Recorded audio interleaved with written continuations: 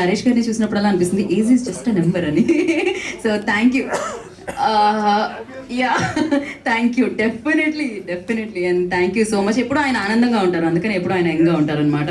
So ఇప్పుడు ఈ కార్యక్రమానికి ఇచ్చేసిన డైరెక్టర్ ప్రవీణ్ గారిని మాట్లాడాల్సిందిగా కోరుకుంటున్నాము.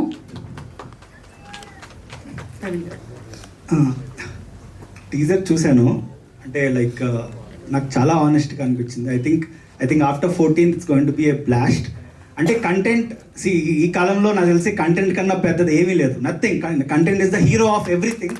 అంటే ఇట్స్ రియల్లీ, అంటే నాకు పర్సనల్గా I want to thank producers. ఇలాంటి కంటెంట్ని అంటే చాలామంది యంగ్ డైరెక్టర్స్కి చాలా కంటెంట్ ఉంటుంది, కానీ ఎవరు ప్రొడ్యూస్ చేస్తారు, ఎవరు చేస్తారంటే నాకు ఇప్పుడు కనిపిస్తుంది కొత్త కంటెంట్ ఏదైనా చేస్తే ఈటీవీ దగ్గరికి వెళ్ళొచ్చు. They are producers brilliant. అంటే ప్రతిదీ చాలా హానెస్ట్గా ప్రొడ్యూస్ చేస్తున్నారు.